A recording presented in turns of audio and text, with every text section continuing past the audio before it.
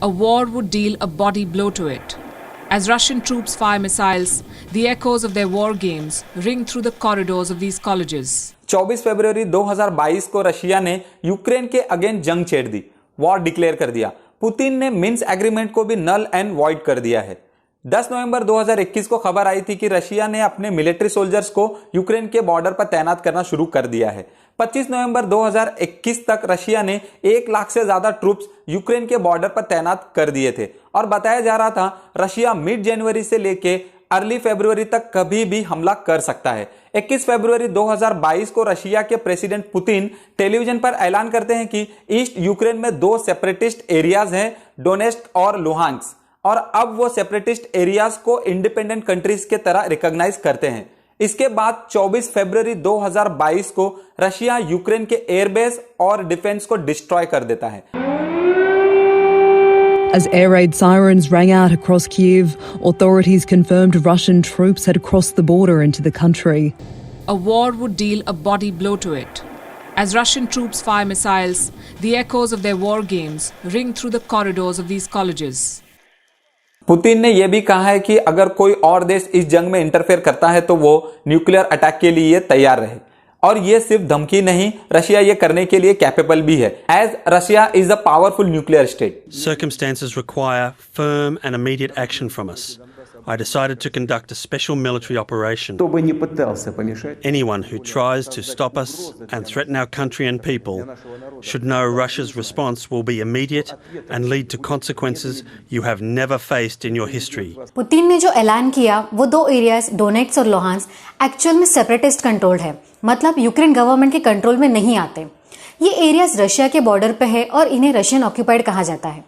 2015 में रशिया और यूक्रेन के बीच में शांति बनाने के लिए एक मिन्स्क एग्रीमेंट साइन किया गया था, जिसके तहत यूक्रेन को इन रीजन्स को स्पेशल स्टेटस प्रोवाइड करना था और ये कहा गया था कि अब कोई लड़ाई नहीं होगी और कोई वेपन्स भी नहीं चलाए जाएंगे। लेकिन अब पुतिन ने कहा रशिया इन रीजन्स को इंडिपेंडेंट कंट्रीज की तरह ही देखता है और अपनी आर्मी भी इन रीजन्स में भेज दी है, तो इसे इन्वेजन यानी आक्रमण ही कहा जाएगा।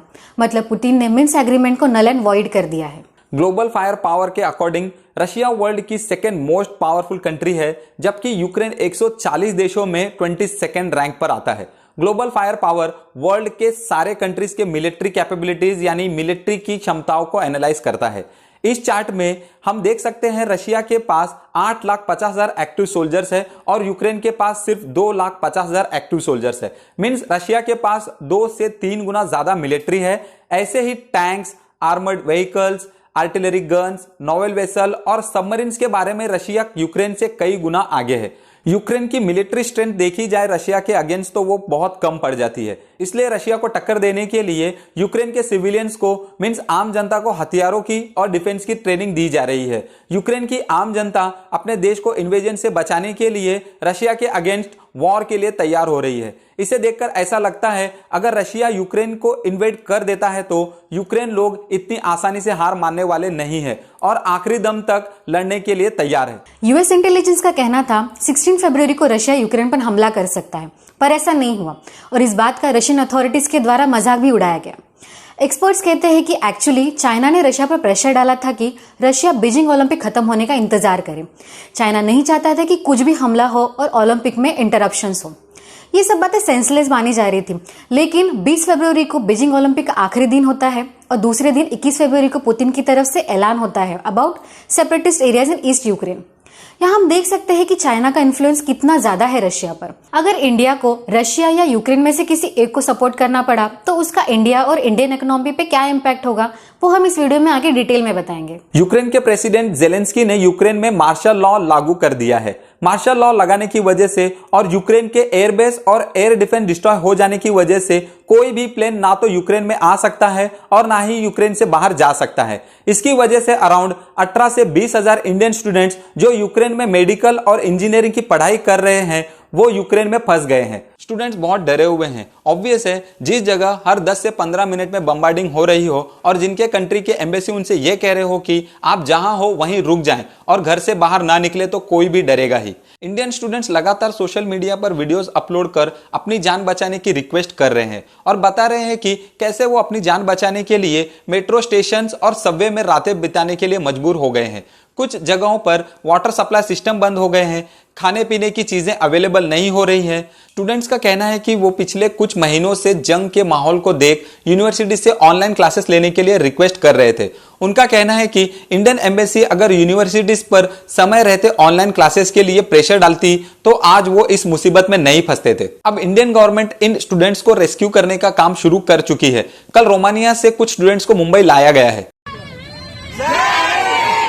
And as you go back home, please reassure all your who are in Ukraine not to worry, be patient. Today the Honorable Prime Minister spoke to the Ukrainian President also and requested him to keep all Indians safe and secure, to provide safe passage to all your colleagues who are still there. The Russians have also promised to help evacuate all our Indian nationals. So I would urge all of you, be very strong and give that strength to all your other friends who are still in Ukraine. Another flight will be coming into Delhi shortly by the morning and this process will continue.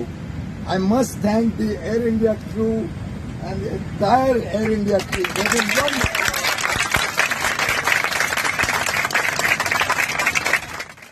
Russia और Russia के president Putin का behaviour समझना जरूरी है। हर बार Russia कहता कुछ और है और करता कुछ और है। 21 फरवरी को पुतिन ने टेलीविजन पर यह कहा था कि रशिया यूक्रेन को ऑक्यूपाई नहीं करना चाहता और सिविलियंस को भी नहीं मारा जाएगा। यूक्रेन के लोगों को लग रहा था कि रशिया सिर्फ वो 2 सेपरेटिस्ट एरियाज को ऑक्यूपाई करना चाहते हैं और वो सुरक्षित है। पुतिन के ऐलान के तुरंत बाद यूक्रेन के कैपिटल कीव में धमाके सुनाई दिए। कैपिटल के मेन एयरपोर्ट पर गन फायरिंग हुई और पूरे कैपिटल में सायरन सुनाई देने लगे। अब खतरा यह है कि पुतिन सिर्फ यहां तक रुकेगा, इस बात की कोई श्योरिटी नहीं है। यूएस और यूरोपियन देशों को डर है कि अब पुतिन पूरे यूक्रेन देश पर कब्जा जमाने की कोशिश में है। अगर रशिया ने यूक्रेन को इन्वेजन कर दिया तो रशिया पूरे यूरोप को इन्वेजन करने की कोशिश कर सकता है। जब से सोवियत यूनियन टूटा है, रशिया हर 6 से 7 साल बाद अपनी नेबरिंग कंट्रीज के साथ यही करता है। 2008 में रशिया ने जॉर्जिया के कुछ एरियाज को ऑक्यूपाई किया। 2014 में रशिया ने क्रीमिया को ऑक्यूपाई किया। अब्खाजिया और साउथ ओसेशिया को रशियन ऑक्यूपेशन के अंडर ले लिया। ट्रांसनिस्ट्रिया एक सेपरेटिस्ट एरिया है मोल्डोवा में, यहाँ भी रशियन इन्फ्लुएंस बहुत ज्यादा है। रशिया में लोकतंत्र नहीं है और रायशुमारी की मदद से पुतिन ने खुद को 83 इयर्स की उम्र तक के लिए सत्ता में रहने का कानून पास करा लिया है। इस कानून के अकॉर्डिंगली पुतिन 2036 तक राष्ट्रपति पद पर बने रह सकते हैं। चाइना के प्रेसिडेंट शी जिनपिंग ने भी ऐसा कानून पास करा लिया है जिसके अकॉर्डिंग वो लाइफ टाइम तक प्रेसिडेंट पद पर बने रह सकते हैं। ऐसा कुछ बिहेवियर है रशिया और चाइना के प्रेसिडेंट का। एक इंपॉर्टेंट रीजन बताया जा रहा है यहां रशिया के यूक्रेन पर हमले का। रशिया नहीं चाहता यूक्रेन नेटो का हिस्सा बने। NATO means North Atlantic Treaty Organization, एक मिलिट्री अलायंस है जिसे 1949 में यूएस, कनाडा, फ्रांस, यूके और 8 और कंट्रीज के द्वारा बनाया गया है। नेटो को वॉर की सिचुएशन में फाइट करने के लिए डिजाइन किया गया है। नेटो कलेक्टिव डिफेंस के प्रिंसिपल पर काम करता है, मतलब किसी एक मेंबर पर यानी किसी एक कंट्री पर जो नेटो का मेंबर है उस पर अटैक हो तो वो सारे मेंबर्स पर अटैक हुआ है ऐसा मानता है। नेटो के साथ मेंबरशिप बनाने के पीछे यूक्रेन का एक कारण है। नेटो के साथ जुड़ के वो अपनी इंटरनेशनल मिलिट्री बैकिंग को बढ़ाना चाहता है और ये चीज यूक्रेन को रशिया के इन्फ्लुएंस से बाहर निकाल सकती है और रशिया ये नहीं चाहता। एट प्रेजेंट यूक्रेन अभी नेटो का हिस्सा नहीं है, इसलिए नेटो यूक्रेन को कोई मिलिट्री हेल्प नहीं प्रोवाइड कर रहा है। इन सब के बीच अदर कंट्रीज क्या कर सकती हैं? आइए कुछ एग्जांपल के साथ समझने की कोशिश करते हैं। एक तो अदर कंट्रीज मिलिट्री देकर सीधे जंग में उतर के यूक्रेन को सपोर्ट कर सकती है, बट इससे सिचुएशन ठीक नहीं होकर और बिगड़ सकती है और वर्ल्ड वॉर 3 जैसे सिचुएशंस क्रिएट हो सकते हैं। दूसरा, सभी देश चुपचाप बैठ के इस जंग को देखते रह सकते हैं, बट ऐसा करने से दूसरे देशों को गलत मैसेज जा सकता है कि वो भी ऐसे किसी भी कंट्री पर वॉर करके उस पर अपना कब्जा जमा सकते हैं। तीसरा ऑप्शन है कि सभी देश डिप्लोमेटिक तरीके से रशिया के साथ अपने रिलेशनशिप खत्म कर दे और यही तीसरा ऑप्शन सभी देश यूज करने लग रहे हैं। US, Europe, Canada, Japan, UK, Germany और कई देशों ने रशिया के खिलाफ इकोनॉमिक सैंक्शंस डिक्लेयर कर दिए हैं। इकोनॉमिक सैंक्शंस एक टाइप की पेनल्टीज है। इसमें एक या एक से ज्यादा कंट्रीज किसी सेल्फ गवर्निंग स्टेट, ग्रुप और इंडिविजुअल के अगेंस्ट में कमर्शियल और फाइनेंशियल पेनल्टीज लगाती है।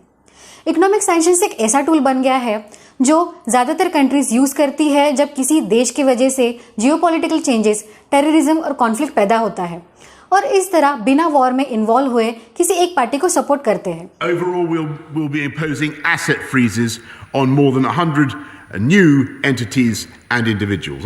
Next, on top of these financial measures and in full concert with the United States and the EU, we will introduce new trade restrictions and stringent export controls similar to those that they in the US are implementing. We will bring forward new legislation to ban the export of all dual-use items to Russia. Sanctions can include travel bans, asset freeze and trade restrictions.